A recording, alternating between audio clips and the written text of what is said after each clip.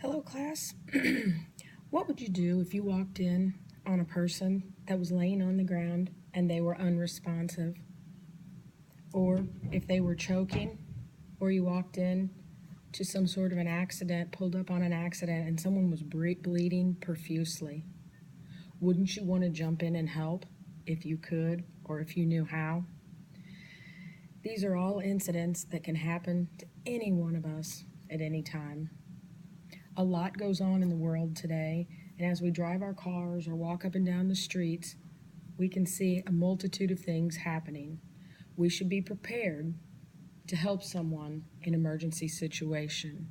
It would make you feel much better knowing that you could help and knowing how to help or how to respond so that you're not left knowing and feeling helpless.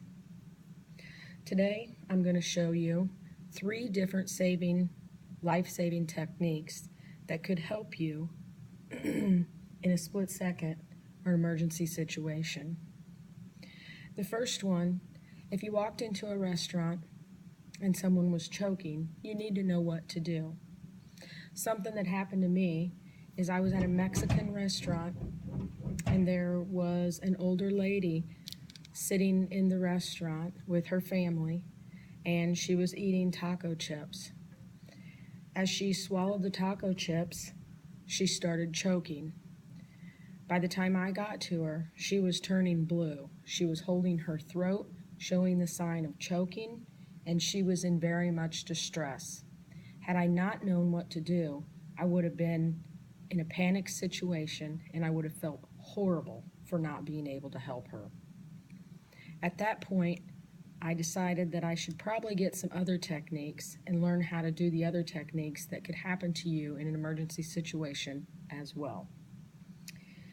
If you see someone that is choking and they can't breathe, or they're making no sounds when they're coughing, or they can't make any sounds, period, this person is making the choking sound or sign, and they're holding their throat going like this, that's a sign of choking.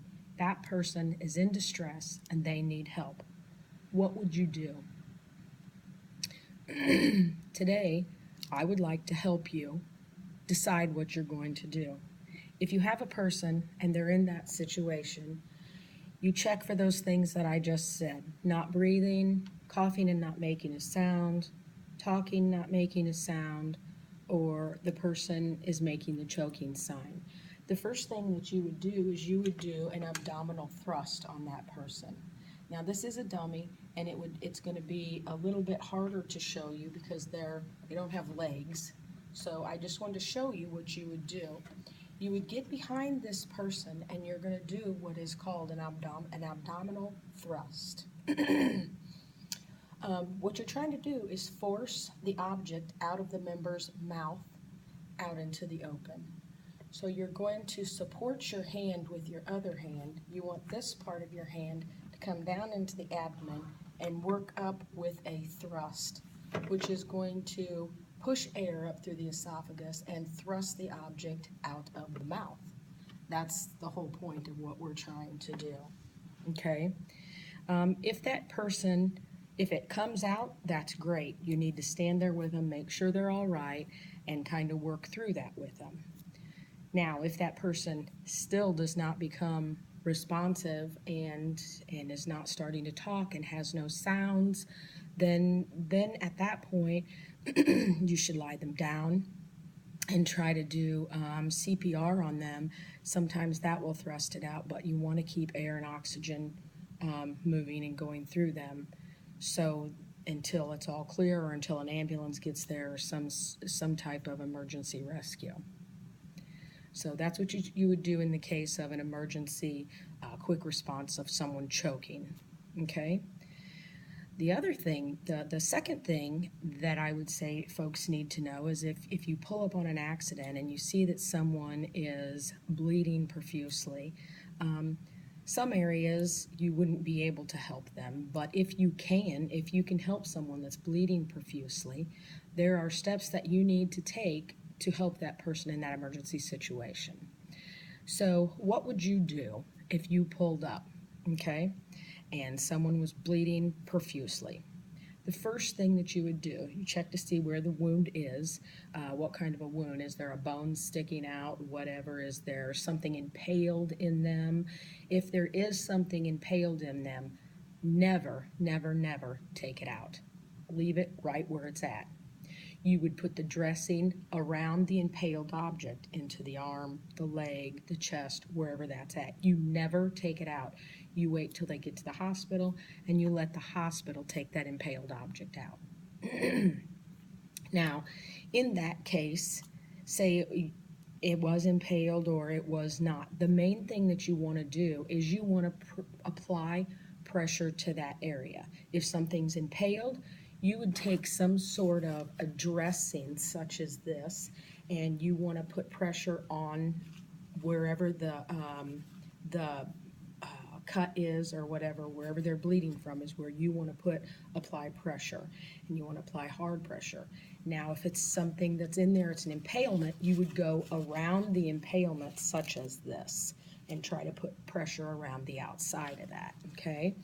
So if it keeps bleeding and you're not able to stop the bleeding, the next step that you would do is you would apply more dressings on top of the wound, so it'd be double the dressing, and you would press harder. What you're trying to do is to get that to clot up and stop bleeding, okay? If all of that fails and you cannot stop the bleeding and the emergency rescue people have not shown up and this person is getting ready to go into shock, the next thing you may have to do is put on a tourniquet. Now, imagine that this is still here because you do not take the dressing off. But with a tourniquet can be anything. It can be a strip of your t-shirt, it can be a shoestring, anything that you could wrap around the skin or the body part to make the bleeding stop. With that, what you want to do is you want to go 2 inches above the actual impalement or the cut, the abrasion. So if your cut was here, you would want to at least go 2 inches above that. And you always want to write on the tourniquet when you actually did that. Then again, you're going to make sure that you call 911 and make sure that they are there to help you, because some of these things you're just not going to be able to stop. Remember, these are emergency techniques. And last but not least is CPR. Everybody needs to know CPR. If you come up on someone and they're not responsive, the first thing you should do is you should tap them and you should shout out loud trying to get them to response. Call for help. Call 911. The first thing you're going to do is you're going to check for breathing. Are they breathing? If they're not breathing, you're going to give 30 compressions right at the sternum, right below the sternum, and you're going to do 30 compressions of at least 100 per minute at the depth of 2 inches, okay? Then you're going to give 2 short breaths, and then you're going to repeat the compressions again until someone that is an emergency response is there to take over.